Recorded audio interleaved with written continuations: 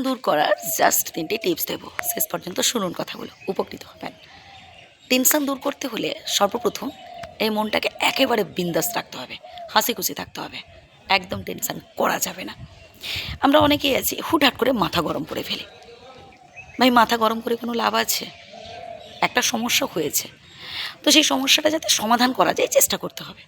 পারলে পরিবারের সবার সাথে বসে একটা সুন্দর সুষ্ঠু সমাধানের চেষ্টা করতে হবে। যদি আপনি রাগ করে ঝগড়াঝাটি করেন, মাথা গরম করে ফেলেন, তাহলে দেখবেন সেখানে সমস্যা আরও বাড়বে। আর সমস্যা কখনো একা আসে না। সমস্যা কী করে বলুন তো, আরও কিছু সমস্যাকে সাথে করে নিয়ে আসে। স্বামী স্ত্রীর মধ্যে গণ্ডগোল, অশান্তি যাই হয়ে যাক না কেন, নিজেরা বসে মিটিয়ে ফেলার চেষ্টা করবেন। কখনো তৃতীয় ব্যক্তিকে ডাকতে যাবেন না সমস্যা সমাধানের জন্য, সেখানে দেখবেন সমস্যা আরও বাড়বে। আমি এমন অনেক পরিবারে দেখেছি যেখানে স্বামী স্ত্রীর মধ্যে, বিশ্বাস করুন, মানে এতটুকু ঝগড়াঝাটি অশান্তি নেই। আবার এমন অনেক পরিবারে দেখেছি যেখানে স্বামী স্ত্রী দুজনেই ভালো রোজগার করছে, মানে মাস ফুরালে লাখ লাখ কোটি কোটি টাকা সংসারে ঢুকছে, তবুও দেখবেন সেখানে নিজেদের মধ্যে এতটুকু শান্তি নেই। তাই প্লিজ,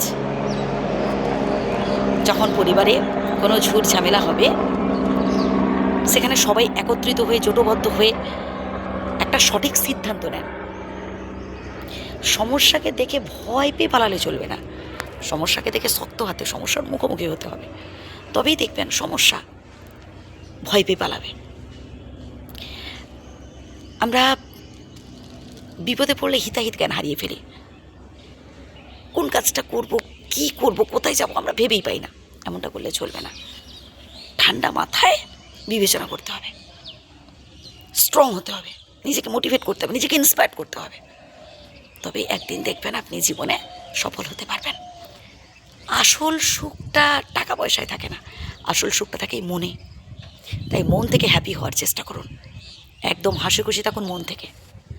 যতক্ষণ না আপনি মন থেকে সন্তুষ্ট হতে পারছেন, সে আপনি যতই রোজগার করেন না কেন, লাখ লাখ কোটি কোটি টাকা যতই রোজগার করেন না কেন, কোনোদিনও আপনার সংসারের অভাব অনটন অশান্তি দূর হবে না।